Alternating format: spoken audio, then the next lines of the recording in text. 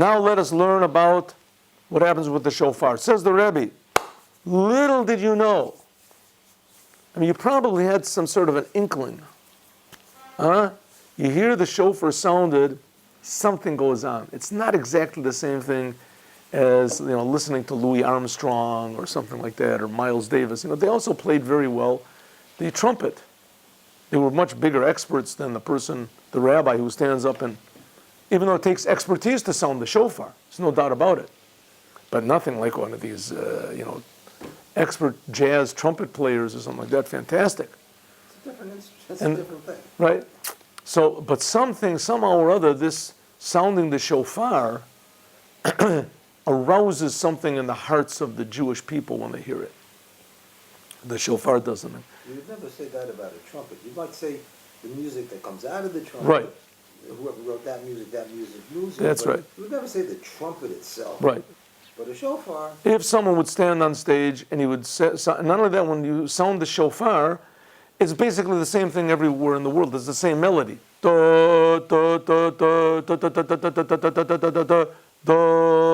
That's it. There's only three sounds. But even the sound of it is not. The sound of it just by itself. That's right. Moves you. Yes. So the reason that the sound of the shofar moves you is because it's a commandment. It's a commandment. And the commandment part of it, that's what sort of shakes everybody up. That's what sort of shakes everyone up. Because if not, everyone is playing the same, all over the world, the same melody.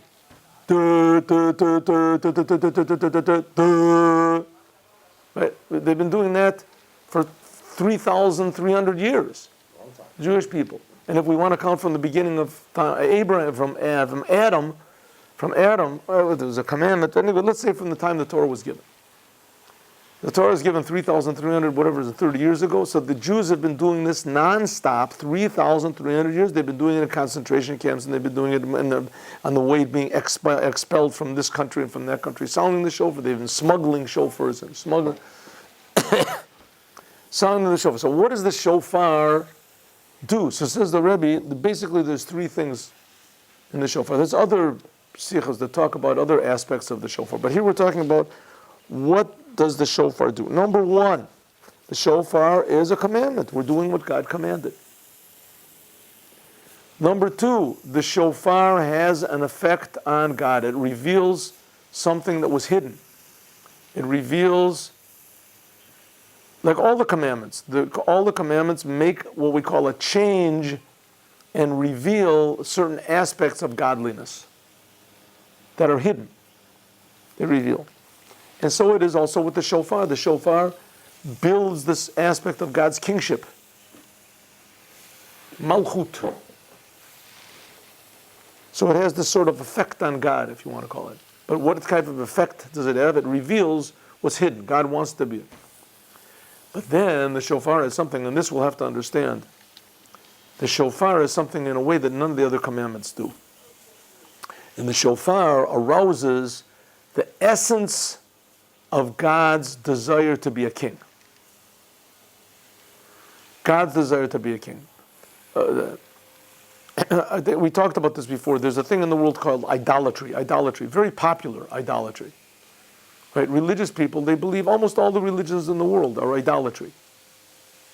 They believe in a person, they believe in a star, they believe in a power, they believe in a level, they believe in some spirit. They believe in a spirit and a person, a spirit and God. Anyway, it's called idolatry. There's different laws of idolatry, what's punishable, what's not punishable. But for all idolatry is forbidden. For non-Jews are not supposed to, it's one of the 7 Noahide commandments.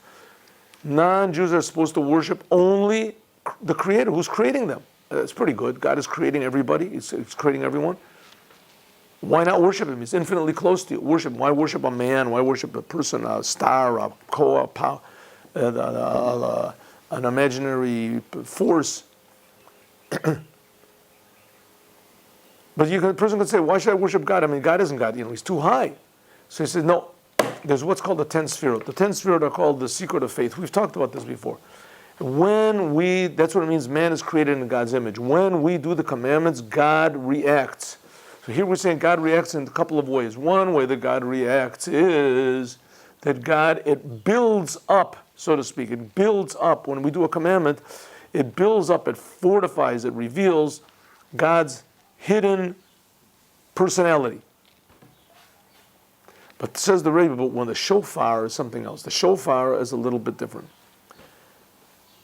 The whole relationship of God with the Jewish people is that God wants to be a king. God wants to be a king. When God gave the Torah, then God became a king. We became his servants and God became the king. Then we started doing commandments and we said, Hashem melech olam, melech, God, you're the king of the world, king of the universe. God became the king and we became the servants. God was always the king of the world. But here we have the inner essential will of God before the world was created. Adon olam asher malach, that God was a king, the master of the universe was a king, B'terem kol yitzur nivra, before anything was created, before the spiritual was created, before the upper worlds was created, before there was what's called the first contraction, the tzimtzum, and all these different levels, there was what's called malchut, the essence of God's kingship. Okay, and that's what we're going to talk about. Let's go. Ready? Until the Rebbe gets to this, it's going to be a little bit while. Here we go.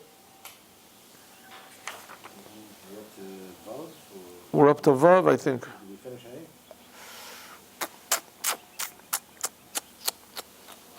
Let's do Hey. I don't remember if we did it or not. Al Pizeh, according to this, Yuvan will be understood. Gam also, Masha Mavur, what is explained. The Drush Hanal of the Admor Tzemach Tzedek of the third Rebbe, that the pleasure. We did this yesterday. We did this last time. It explains, what the Rebbe explains is that in every commandment there is an individual, unique purpose of every commandment, if you want to call it, the unique nature of every commandment. And then there is every commandment that tefillin is different from tzitzis, and tzitzis is different from charity, and charity is different from learning Torah, and learning Torah is different from the commandment of prayer. Every commandment is different and it has a different effect, so to speak, on godliness. But then there's something much greater, and that is that you do the commandments not because of the unique effect that they have, but because of they're the will of God. In that way, all the commandments are the same. That's much higher. Says that Tzemach Tzedek, no. So the third Rebbe of Chabad says, no. The aspect of doing the commandments because they're the will of God is not as high as doing the commandments because each one is unique. Says the Rebbe, I'll tell you why, because this is talking about what we just talked about. That in the commandment of sounding the shofar, there are two aspects. There's first of all doing the command because you're commanded. That's the lowest. And the other one is that we make a change, so to speak, in God. We reveal some aspect of godliness. That's even higher. What the Tzemach Tzedek was talking about was more the effect that it has on us, the commandment. Then it's much more devotion to the Creator if you just do it because it's His commandment. And then, the Kabbalistic reasons behind each commandment, that's specifics. But here, there's also another thing, is that when you do the commandment, it reveals a certain aspect, strengthens a certain aspect of God that was hidden. That's what we said in Hey. Let's go. Hine. Shnei ofanim hanal bekiyum mitzvahs. The two ways we said before of doing the commandments. Namely, mipenei, because of the ofen atzivoy de lamayla, because of that God commanded it, and also the way that God commanded it. Two different ways, but that's one. And the other one is, which that's the point of this mimer.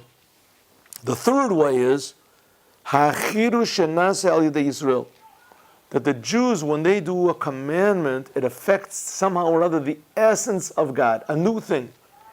That's a new thing. We're not doing it because God commanded it.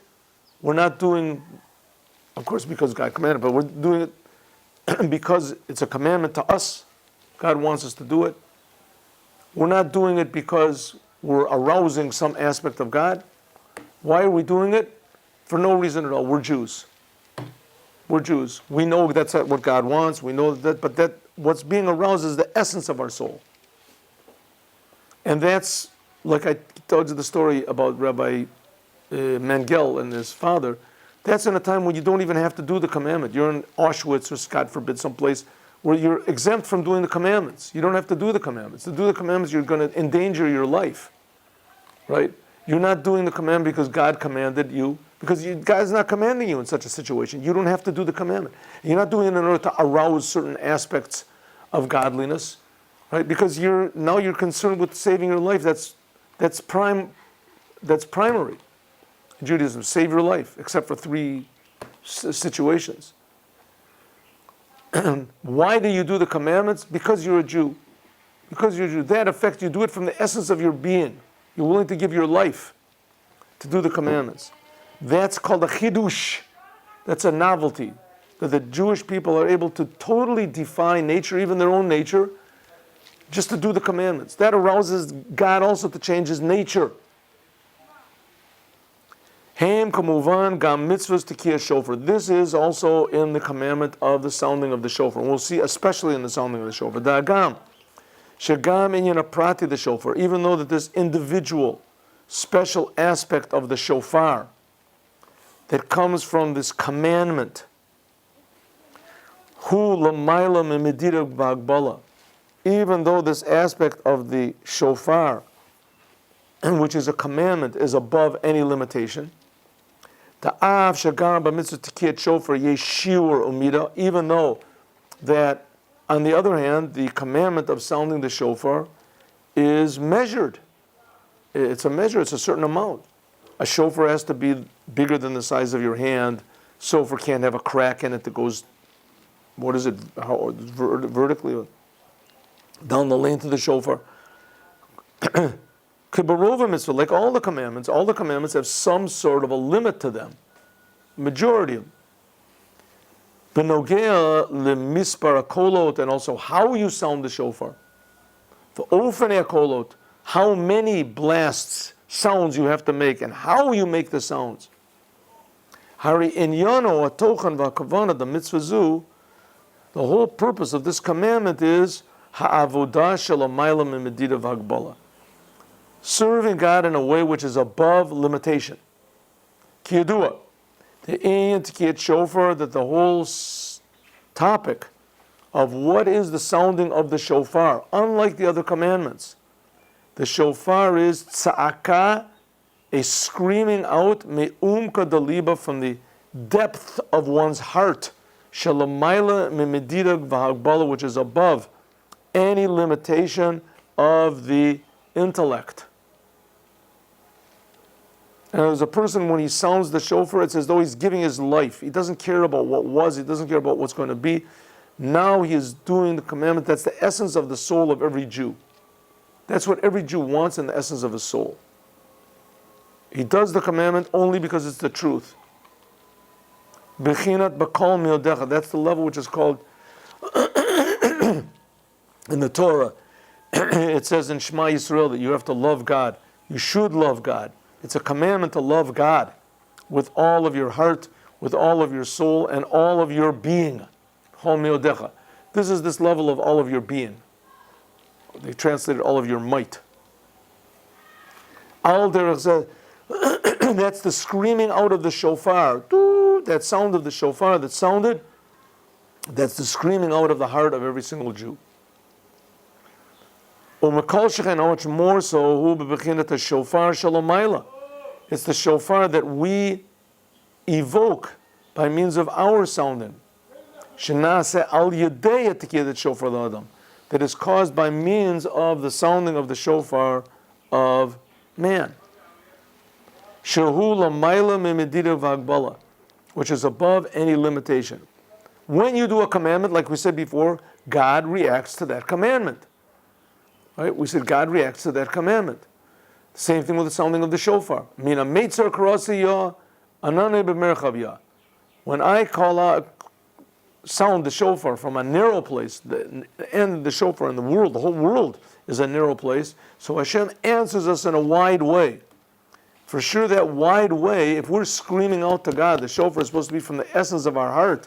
So how much more so God, when He replies, that's for sure something that's unlimited. If it's what we yell out, and we're just limited human beings. If our sounding of the shofar is above any limitation, how much more so the reply of God, the reaction of God. Again, very essential basis of Chassidut, that God reacts to what we do. Every commandment, every prayer, everything we do, that there's a reaction from God. Different levels, maybe none of them will be revealed until after we die, until the days of the Mashiach, maybe even the raising of the dead. But nevertheless, it happens. It happens. And it's just so unfathomable, and we're so limited and small that we can't grasp it. It says in the Tanya that it's a good thing we don't grasp it. If we would grasp it, we would totally freak out. It would just be too much for us. Shari, hashofar shalamayla hu bechinat makor hatanugim. God's shofar, what is the aspect that we arouse when we sound the shofar? We arouse, the reaction is God's shofar, which is what? The source of all pleasures, shalamayla. The source of the world to come, of the heavens and the mitainug, shalamayla mitainug prati, above any sort of individual pleasures, like it says in the Admor Tzemach Tzedek. There's places where it explains, that's why it explains an interesting thing in Judaism. When God gave the Torah to the Jewish people on Mount Sinai, that says that they all died. Their souls jumped out of their bodies. Why did their souls jump out of their bodies? What happened? So sometimes it explains that because the revelation was just too great. It was just too great. They just couldn't take it. It was too great.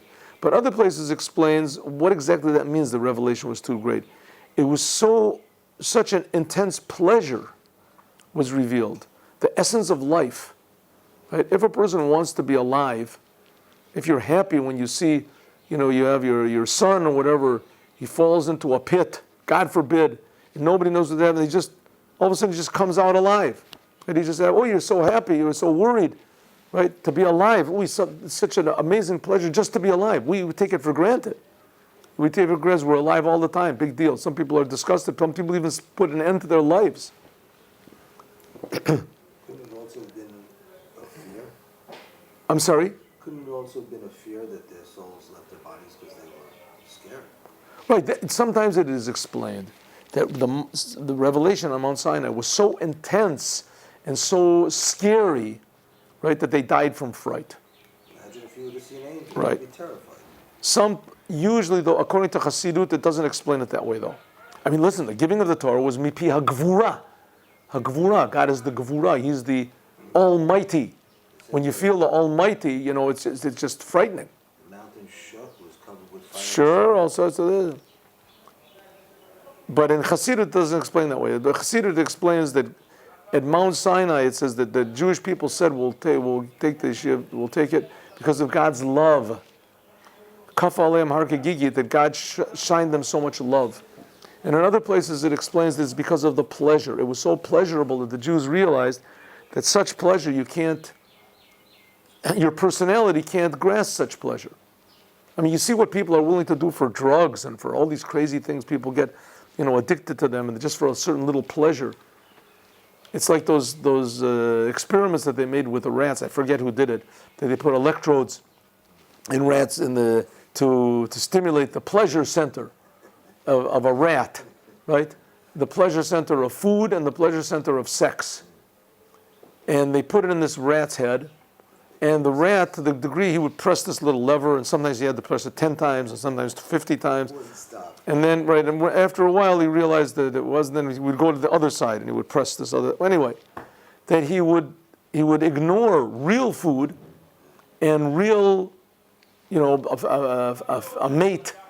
He would ignore these things that usually a rat would go for it. It's a pleasure. These things. He would ignore those things in order to get this simulated stimulation. That explains a lot of things in the world. Right. That's I think in a way a big basis for this Skinnerian, way of explaining man, that it's just all cause and effect.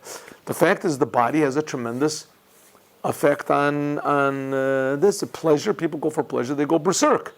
Well, you can imagine what it is that the source of all pleasure, a person is willing to die, a rat is willing to die.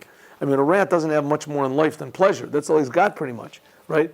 His whole life is pretty much, pleasure and pain and pleasure.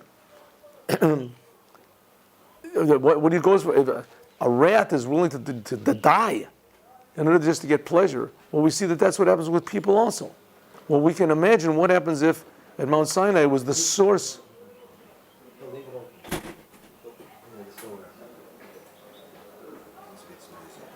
Kids make noise though. No, they'll really make noise. No, because now they finish classes and they.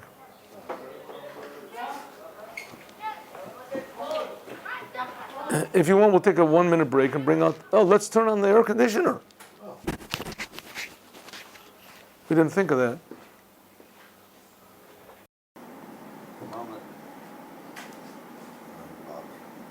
So when the shofar is sounded, it reaches to the essential pleasure of God. Nimsa, so it comes out. Shagam she'inyan dekiyat shofar. Even though, page Tuf Lamed Gimel, first word in the line is bedrush. Even though that the whole topic, this whole subject of the sounding of the shofar, kamoshehu mitzad sivoy milamayla, as it is a commandment from above. God is commanding us to sound the shofar, like God commanded the holy priest, the high priest, to go into the Holy of Holies once a year. Well, anyone who went into the Holy of Holies would die. But the high priest, the Kohen Gadol, because it was a commandment, so the commandment was a vessel for this revelation of the Holy of Holies. The same thing when we sound the shofar is a mitzvah, it's a commandment. Therefore, even though she'inyan tikiyat shofar, even though this whole topic of the sounding of the shofar, as it is because of the commandment from above, it is a level that's believable, it's unlimited. But tzivoy milamayla, and the commandment from above, is an arousal from above that gives power. Al zeh, the avodah the kiyat shofar should be in a way of b'chol miodecha. When God gives the commandment from above, just give me 1 second. Same thing here, because it is a commandment to sound the shofar, and this commandment, especially the shofar from above, that we are going to arouse when we sound the shofar, it is unlimited, and therefore this commandment gives us power to do the commandment in the proper way, namely, b'kol miodecha, to do the commandment in a way that's above reason. Everybody has that ability to do it, right? It's inherent in the commandment. The nimsa, so it comes out, shagam, even though the ain't tikiyat shofar, kamoshehu mitzad sivoy milamayla, that the sounding of the shofar, as it is a commandment from above, hu b'bechinet bli gavul, it is unlimited. Vatzivoy milamayla, the commandment from above, hu etru tadela ela, is an arousal from above. It's an arousal from above, and it gives power. Al zeh, on this, she'avodah dekiyat shofar tiyeh ba'ofen dekol miodecha, afal pikein, nevertheless, mikevan she Yisrael, because the Jewish people, mushrashim ba'atzmot, because the Jewish people come from God's essence, yesh b'cholatom, they have the ability, lasot ratzon ve'in chadash, they have the ability to do something totally new, something which they did not get power from the commandment.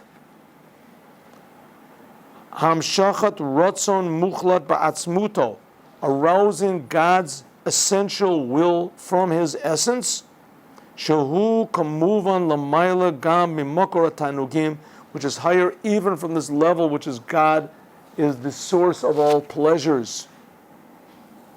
So let's take it like this. Listen, when God gave the Torah, so it says all the souls jumped out of their bodies. One of the reasons given is because the pleasure that was revealed.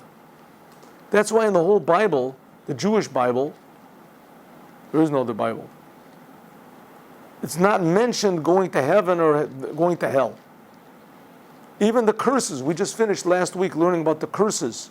Right? Not one of the curses is not that if you don't do what I want, then you're going to have eternal damnation. The fires of hell will eat your brain, whatever it is. Right? You go on with that thing. I mean, it's wonderful. You talking and scaring the crowd. Everybody just sitting. Oh, wow! I don't want to go to hell. But the whole entire Torah does not contain that. It does not contain. It's true there is a thing of heaven and hell. In Judaism, of course, there's reward and punishment. Of course there is. But it's totally not stressed at all in Judaism. And the reason is that should not be your motivation for doing the commandments. It's totally selfish. That's God's business. Heaven and hell. It's God's business. You just try to do as much good as you possibly can. Right? If God decides He doesn't want to give it, maybe you did good your whole life. The last minute you built yourself up to be a big rabbi, and on television you did something wrong, right? You said the wrong word, you did the wrong thing, you scratched the wrong place, you did the wrong thing. It's a big chilul Hashem, it's in all the newspapers. It could be that you go to hell. How do you know, right? So don't worry about it. Don't think about it. You're supposed to think about what? Serving God. What do you mean serving God? So listen, at Mount Sinai, when this is Mount Sinai, Boker Tov, at Mount Sinai there was this tremendous pleasure that all the Jews got, and their souls jumped out of their bodies. So that's really the source of the commandments. The source of the commandments is infinite pleasure that we have no concept of what it is going to heaven. That's just small change.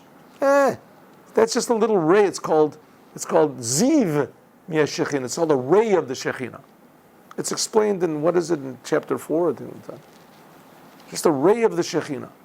But the essence of God's Shekhinah, that was at Mount Sinai, the essence, infinite pleasure. Says the Rebbe, with the sounding of the shofar is higher than that.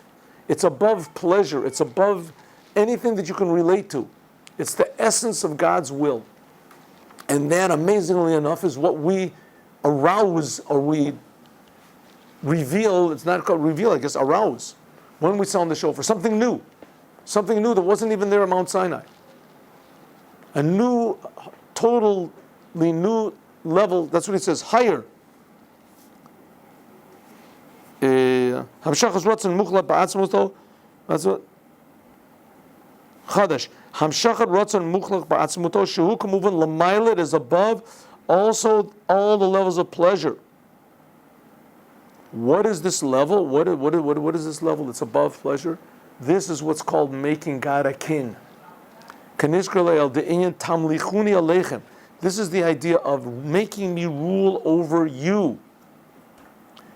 Al Yedei Tikiyat Shofar, by means of sounding the shofar, it's the source of all the other commandments, the source of all the pleasure that God gets from all the other commandments, the source of God's reaction to all the commandments. Is making God a king. He hamshacha mirgam miratzon muchlet, drawing also not only from this level of God's pleasure and revealing, it's something that's never been revealed, impossible to reveal. It's a totally new, incomprehensible thing, and that's what happens when the shofar is sounded. Okay, now this, of course, requires a certain amount of faith. But on the other hand, everybody does feel that something strange when the shofar is sounded, right? It could be that you can, put it aside. It could be you could explain it away. You can certainly you can. Certainly can. Human minds are very, very adept to making all sorts of excuses, but nevertheless, when you go to the truth of the matter, the truth of the matter is we don't know. We don't understand it. We don't understand it. We don't understand what God is. We don't understand what the commandments are. We don't understand. Right? There are these people that, the Rebbe, etc., that maybe it's incomprehensible. Nobody can understand it, but they understand that there is such a thing, and they can explain it. Zion, Yesh Lomar, we can say Shazeu. This is also why Tikiyat Shofar Matchil b'kol pashut. That's why it is that the first blast of the shofar is what we call a tekiyah, a straight blast. Kamuvar, like it's explained, Barucha in the Siddur, the Alter Rebbe Siddur, There's a mimer over there that says that everyone who sounds the shofar should read this mimer. Shofar, to understand the topic of the sounding of the shofar. Get the book. Excellent book if you can get it. It's called Siddur Imdach. Siddur with words of the living God. Divrei Elokim Chayim. Siddur with Chassidut. The Alter Rebbe's Maimorim. According to Kavanas the Baal Shem Tov, the intention of the Baal Shem Tov when the shofar is sound, what you're supposed to be thinking about when you sound the shofar, the kol pashut, that this simple blast of the shofar, this ma'orer arouses a pashtut, the simplicity, upashitus, the simplicity, and the, what do you call it, the undivided, indivisible essence, the Israel of the Jewish people. V'hapashtut Yisrael huchad, and the simplicity, the simple, indivisible essence of the Jewish people, huchad is one, im pashito ta'atzmut, with the indivisible essence of God. That's the straight blast. Yesh Lomo, we can say, Shazeu, this is also, Me'atamim, one of the reasons, the Gadol Hishtadlus, the Baal Shem Tov, of the great efforts that the Baal Shem Tov made for Od Livnei his Galus, so even before he was revealed as being the Baal Shem Tov, right before it says the Baal Shem Tov, he learned, he had his teachers, Achi Ashiloni came and taught him. Before he was revealed, Sha'anashim Pshutim, the Baal Shem Tov had this thing. He used to do this Mivtzoyim. What was it, Mivtzoyim? He didn't go around putting tefillin on people, etc. I imagine everyone in those days put on tefillin. But what? He would go to simple people, V'gam katanim katanos, even children, V'yomru, and he would say, I'm sorry, that they should say, he would ask them, how are you? How are you feeling? And they would say, Baruch Hashem. Say, thank God. Usipur Prat Zeb Hanagas Baal Shem Tov Nimsar Lona was given to us by our rabbis. And it was very important to the Baal Shem Tov to get that out of people's mouths, that they should say, thank God. Why? This is because the rabbis gave us this story that the Baal Shem Tov used to do this, as this is a teaching and also as an inspiration for each one of us that we can also do it. Encouragement, motivation. Ki kasher ish pashut, when a simple person says, Baruch Hashem, thank God, kavanato is, he's not talking about any Kabbalistic levels, and he's not talking about any mystical aspects of God, any sphirot. He's talking about God's essence. Ki yadua, the mash Hashem shamayim shagur b'fi kol hu atzmus. The fact that God's name is found in the mouths of Jewish people, and I've heard people that are anti-religion, and they say, thank God. Right? You ask them, how are you? Say, Baruch Ha'el, Toda Da'el. Al Derech Zeh similarly is, or they have to force themselves not to say it. That joke, you told a joke about the son who Yeah. wasn't that guy. The what? One son married a nice Jewish girl, and one son married, I guess, a goy. I was worried about the son, no good comes out of that, but the son married, thank God he didn't marry a religious girl. Yeah, I didn't tell that. The joke doesn't go like that. The joke goes that two women were talking, and one of them said, I've got a son that he became a maniac. He became religious, and he stands in the corner 3 times a day, and he shakes, and he doesn't want to eat what we eat, and he doesn't want to drive on Shabbat, and he sits and learns these books all the time, and puts some boxes on his head, and it's just terrible, it's disgusting, and he's become a religious freak. And he said, what about, well, you have another son, what about your other son? He said, my other son, oh, he's not religious at all, thank God. That's the... I heard people shouldn't say goodbye, because what is goodbye? The origin of goodbye is God bless ye. Oh, yeah. God bless you. Okay, so why shouldn't you say it? God. Oh, you're mentioning God. No. You can say God. You can say God be with you. No, but Maybe to write it in a letter. now, Hashem by you? now, they're trying to take God out of the dollar bill. Oh, so you shouldn't say it. Oh, this is making people not say it. Right. A movement to not say goodbye. Okay, good. Now they'd go around to ask people like the anti-Baal Shem Tov movement. How are you feeling? Don't answer that question. Right? Don't answer. People say, thank God. It's especially by Jewish people, it's very common to hear Jewish people say, thank God. God. The kiyum of mitzvahs, when I'm talking about non-religious, the kiyum of mitzvahs, the doing of the commandments of the ish pashat. The Baal Shem Tov used to encourage simple people to say, thank God. Why would he be? Because that's the essence of a Jew attached to the essence of God. The doing of the commandments of a simple Jew who lo mipnei she'al yedei kiyumu mitzvahs na'aseh minyani l'mayla. It's not because he does the commandments in order that he's going to go to heaven or that God will react to him or he'll get a blessing. The ish pashat ein yodea ma l'mayla. A simple person doesn't know what's above. Uma lamata, uma b'dalet sitrin. He doesn't know what's on the directions. He doesn't know God creates the world. He doesn't know any of these things. It's a commandment. He does the commandment. Ela mipnei atzivui. God says I should do it. Okay, he does it. This is what the Jewish people do. I'll do it. Asher kirishanu b'mitzvotav v'tzivanu. He made us holy with his commandments, and he commanded us. V'zeu inyan kol pashut. This is the same thing as the simple blast in the beginning of the sounding of the shofar. That after all of your understanding that you get by learning Chassidut and you learn Kabbalah and you learn these wonderful ideas and doing the commandments, by means of doing the commandments, when a person does it, that we cause God to also do the commandments. When we put on tefillin, God puts on tefillin. When we learn Torah, God learns Torah. To learn all these amazing things, like the sounding of the shofar. The al yedei becomes the shofar shalamayla, that God answers also with a shofar from above. But the whole purpose, after all this business, the main the goal is to do the commandments bepashtut, simply.